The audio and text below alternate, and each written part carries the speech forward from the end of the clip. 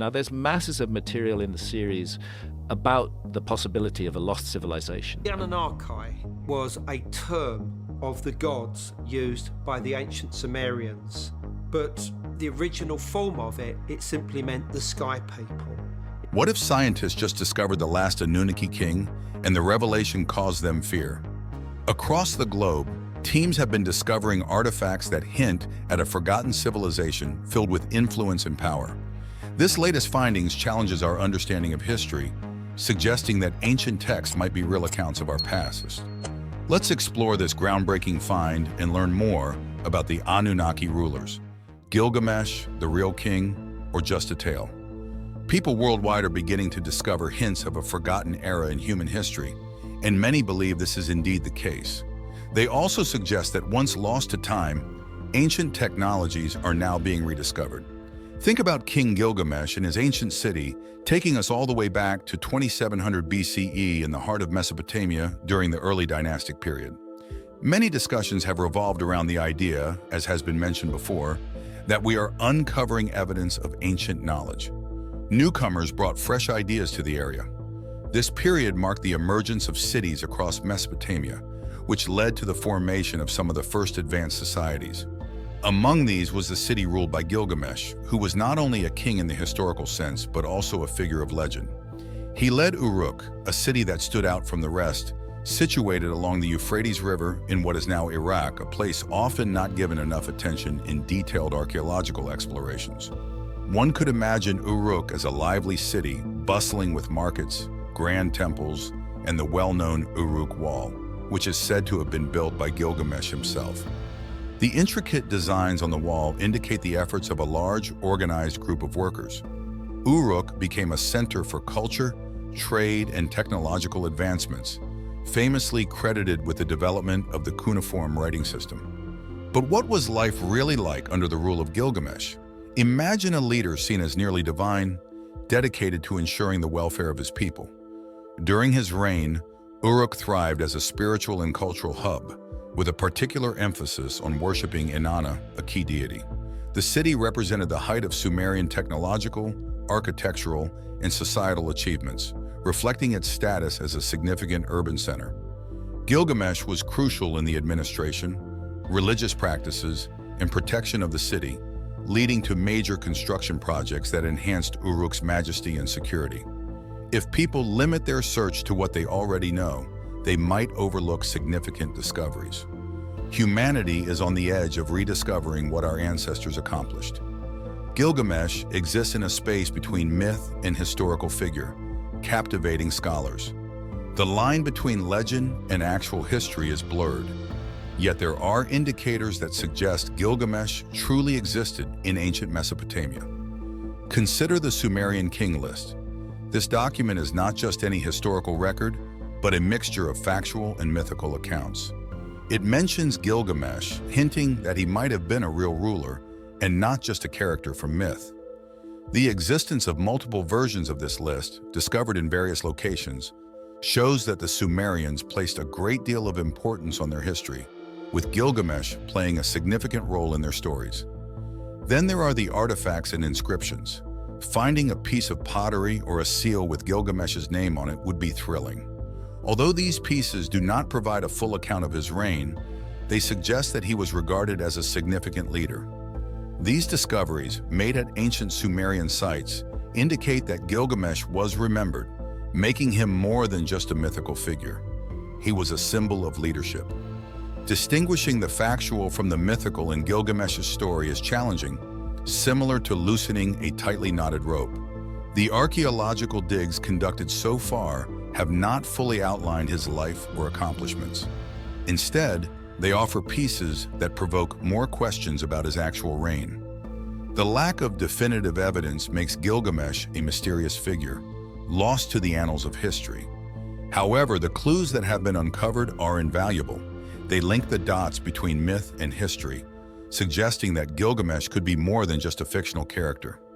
Now delve into the Epic of Gilgamesh, one of the oldest stories ever recorded. Envision ancient tablets inscribed in cuneiform, the very first form of writing, invented by the ingenious Sumerians. This epic is not merely a story, It is a journey to the third dynasty of Ur, around 2100 BCE, though its tales of Gilgamesh date even further back. Gilgamesh was no ordinary ruler. Part god and part human, he was known for his extraordinary strength and courage.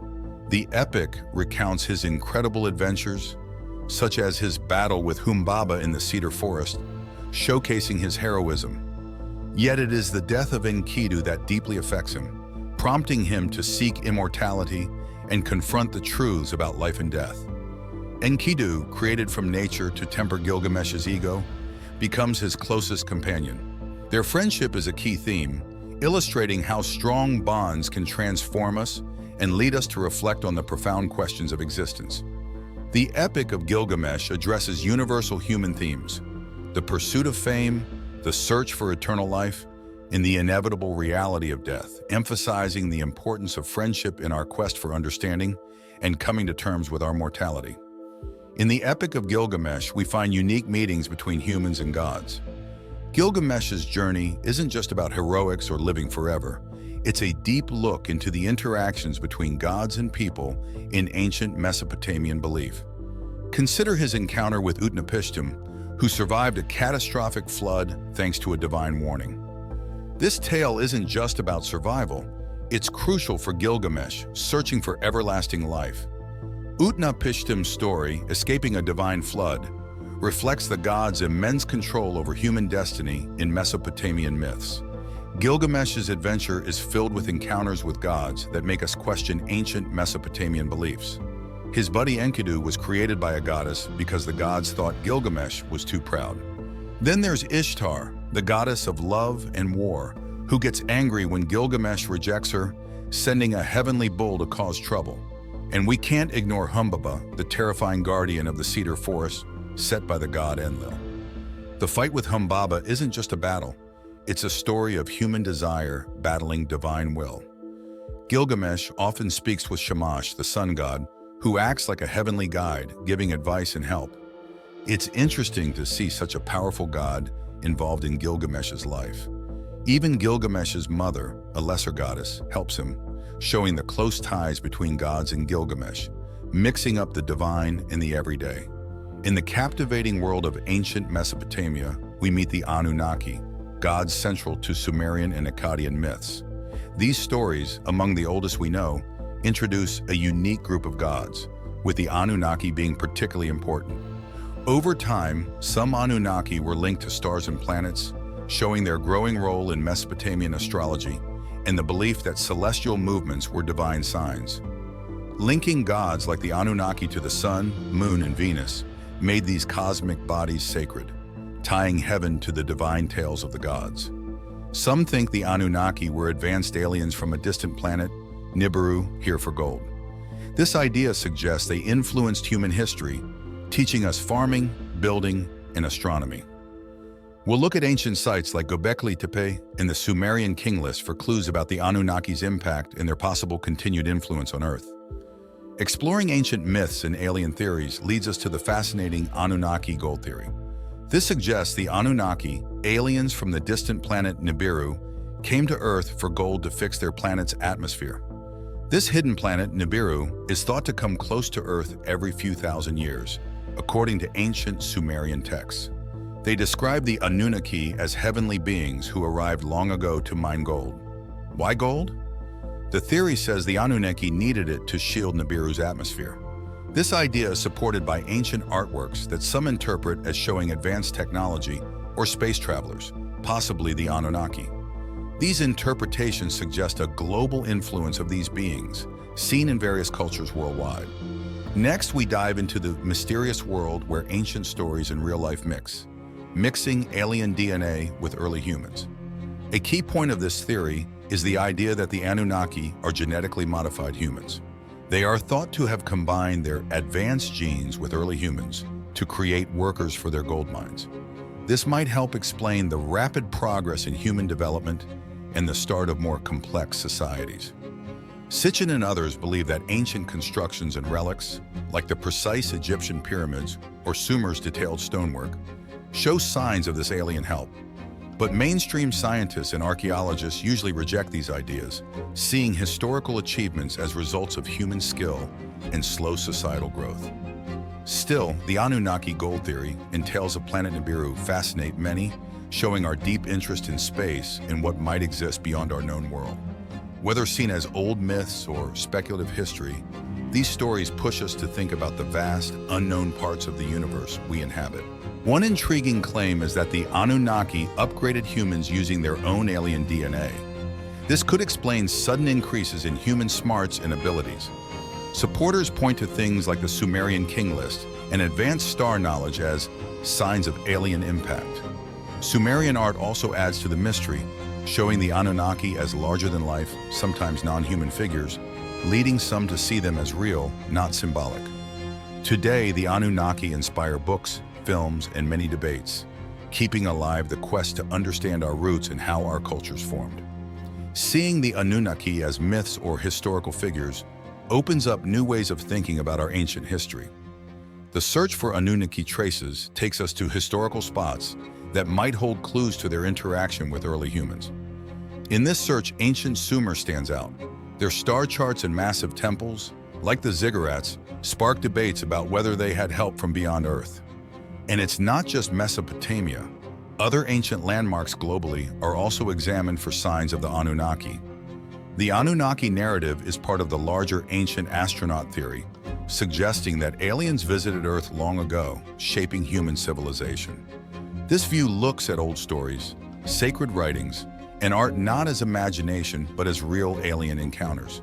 This theory mainly rests on interpreting old texts and artifacts. For example, the skybound Anunnaki in Sumerian tales could be seen as evidence of alien visits. However, critics warn that such views might ignore the actual cultural and mythological meanings, cautioning against applying modern alien theories to ancient human experiences. On one hand, fans of the ancient astronaut theory say that normal history and archaeology can't fully explain some weird findings in old objects and stories. This idea has spread into movies, TV, and books, grabbing the attention of many and making us rethink our past. This interest shows we all want to know more about where we come from and if we're connected to other beings or places in the universe. The story of the Anunnaki and the ancient astronaut theory offers a different look at our history. Whether you think they're just old stories or maybe real events, they add mystery to our human story and make us question what we know about our past. In Mesopotamia, a key place for human history, the Sumerians talked about the Anunnaki, gods from the sky. These weren't just stories. They were seen as real figures who helped shape Sumerian life. In their stories, the Anunnaki came from the sky god Anu and earth goddess Ki, with gods like Enki and Inanna playing big roles. They were seen as bridges between heaven and earth and helped start human society. The Sumerians said Eridu was the first city the Anunnaki made on Earth. Eridu is one of the world's oldest cities. Here, the ideas of cities, writing, and governments first started. The Anunnaki were seen as the ones who gave humans knowledge like laws, farming, building, and writing, moving people from wandering hunters to farmers living in one place. But the big question is, are these Anunnaki stories just old myths made up to explain nature and history, or could they be real accounts of early humans meeting beings from another world, shown in the only way they knew, through myths and legends? The idea of the Anunnaki reaches far beyond Sumer. Whether by different names or forms, ancient cultures worldwide have stories of gods from the sky interacting with people. Let's look at different cultures and their stories. In ancient Egypt, gods also came from the sky, like Thoth, who gave people writing and knowledge, much like the Anunnaki. Nearby, the Akkadians had their version, the Igigi. Far away, in Mesoamerica, the Maya had Kukulkan, or Quetzalcoatl, to the Aztecs, a knowledge-giving deity. In India, the Vedas speak of devas, god-like beings mingling with humans, similar to the Anunnaki story. In Greek myths, gods mixed with humans, creating heroes and demigods, echoing the Sumerian Anunnaki tales. These stories from different places and times make us wonder, are these striking similarities just coincidences, born from common human needs to give nature and life a face and story? Or do they hint at a shared ancient history influenced by visitors from the sky, woven into humanity's story? As we explore further, we enter a space between what we know and what we don't, mixing myths, ancient history, and possible alien encounters. The idea that beings from the stars helped shape human civilization is fascinating and widespread. From Chinese dragons, Norse gods, to Roman deities, many cultures tell of powerful star beings. Why do similar stories of celestial visitors appear in different cultures worldwide? One idea from Carl Jung is that these stories are deep in our minds, reflecting our common fears and wonders about our place in the universe. Another view from Erich von Däniken suggests these aren't just stories, but real accounts of early humans meeting advanced aliens, seen as gods due to their technology. This global myth might show that ancient cultures shared their tales across continents, or that these themes are so relevant that every society created similar stories. Others think these myths were early attempts to make sense of the stars and sky, turning planets and cosmic events into personified gods and stories. But the most intriguing ideas, like the one from Sumerian texts, suggesting these star beings directly taught humans crucial skills like farming, building, and writing. Now let's explore the thin line between old tales and what really happened long ago. Are they space visitors or human genius? These stories are interesting and full of mystery, but we should look at them carefully and scientifically, checking the facts and their meanings. Let's start with the Sumerian texts. These old writings are hard to translate and can be misunderstood. For example, some people like Zecharia Sitchin think the texts say that the Anunnaki were aliens from another planet. But many experts disagree, saying Sitchin took the stories too literally. In archaeology, we find amazing ancient buildings and art that seem beyond human skills. Some say this is proof of aliens helping out, but most archaeologists believe these are just examples of what people can do on their own. The similar myths from different cultures around the world might not be about aliens. They could just show common human ideas and experiences. But what if the Anunnaki really did help humans long ago? The Sumerians said these gods from the sky taught them many important things, like farming and writing. If true, this could explain how civilization started so quickly in Mesopotamia. And what about similar ideas in buildings in far-apart places like pyramids in Egypt and America? If the Anunnaki theory is right, maybe these cultures weren't all separate but were connected by these visitors from the stars. So are we alone, or have we always been part of a bigger universe? We've looked at old writings and myths from around the world, wondering about Anunnaki's role. While the idea of aliens influencing human history is still up for debate, it encourages us to keep questioning and learning. Now let's dive into the Babylonian Empire's story and its links to the Anunnaki, the mighty gods of ancient Mesopotamia. The Babylonian Empire was a great ancient civilization, known for its huge buildings, advanced science, and important laws. This empire was shaped by the beliefs in the Anunnaki, gods worshipped in ancient Mesopotamia. The Babylonians, coming after the Akkadians, shared many of these religious beliefs and considered these gods vital in controlling nature and human fate. The empire began to rise in the early 2nd millennium BCE in a time of conflict in Mesopotamia. The city of Babylon, founded by King Sumu-Abum, gained prominence under King Hammurabi around 1792 to 1750 BCE. Hammurabi expanded his kingdom through diplomacy, marriages, and wars, especially by taking over the city-state of Larsa and other areas. He also worked on improving his empire's organization and people's lives, such as building irrigation for better farming and creating a centralized government. Hammurabi is famous for creating one of the earliest sets of laws, the Code of Hammurabi, which detailed various life aspects like trade and family issues. This code gives us deep insights into Babylonian life and governance. After Hammurabi, the empire faced ups and downs, but maintained its significance, leaving a lasting impact through its achievements in architecture, such as the Ishtar Gate and possibly the Hanging Gardens, one of the ancient world's wonders. Babylonians also made strides in astronomy, setting the foundation for our time and angle measurements with their base 60 number system.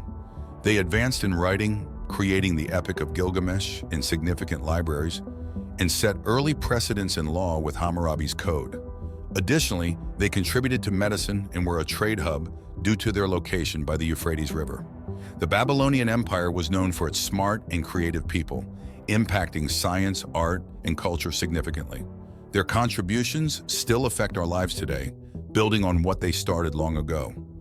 The empire started to decline after King Nebuchadnezzar II died in 562 BCE. This led to weak leadership and political troubles, making it hard to manage the large empire and defend against enemies. The economy, mainly based on farming and trade, began to suffer. Problems with irrigation reduced crop production, and new competing powers hurt trade. As the empire grew, it included many different groups, leading to tension and less unity. The Persian Empire's growth, under Cyrus the Great, posed a big threat. The Persians expanded, taking land from the weaker Babylonians. In 539 BCE, the Persian army took over Babylon easily due to the empire's internal problems and weak defenses, marking the end of the Babylonian Empire. The Persians, led by Cyrus, faced little resistance, ending Babylon's rule.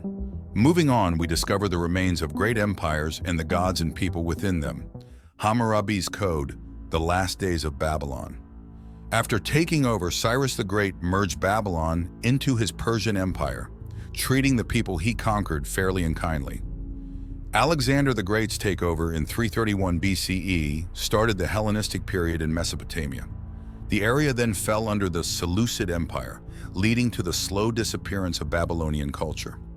Later, the Parthian and Sasanian empires took over, bringing new cultures and religions, and eventually, the unique Babylonian identity faded away.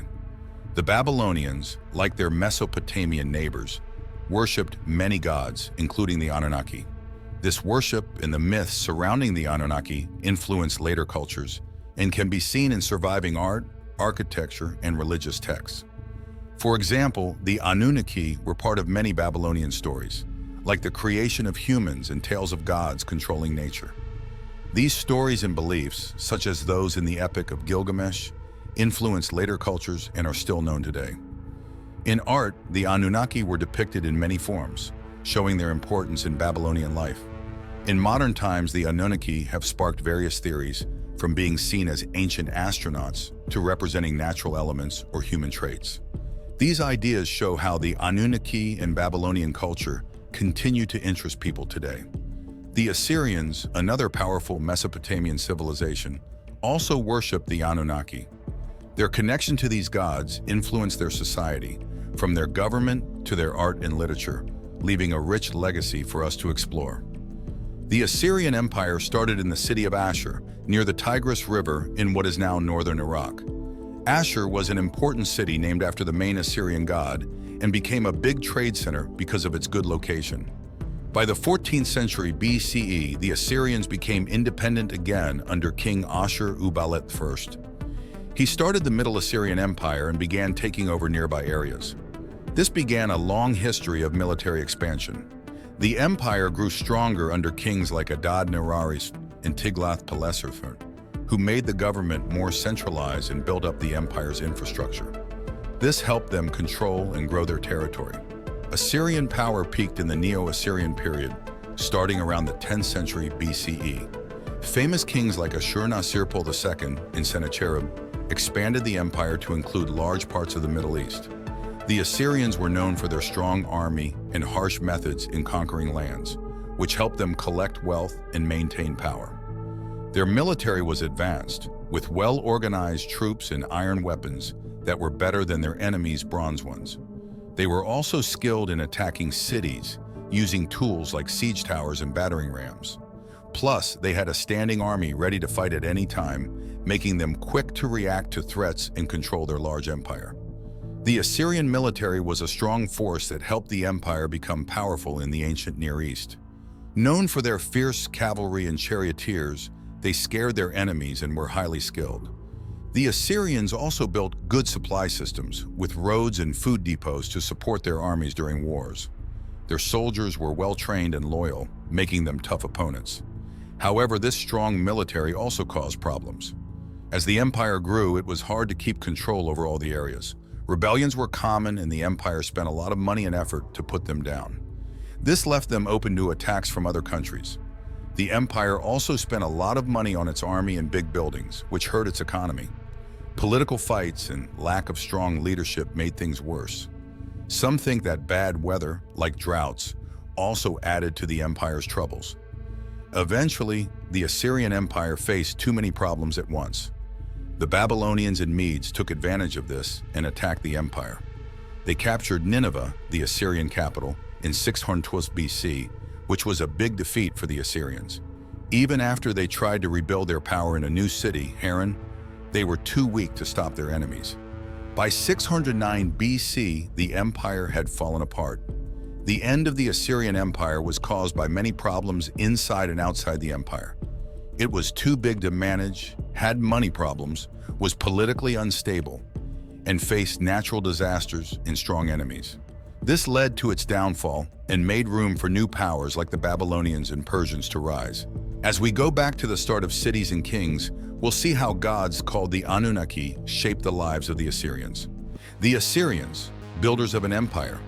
The Anunnaki, gods in old Mesopotamian faiths, were key to the Assyrians' beliefs and culture, a leading group in the Old Near East.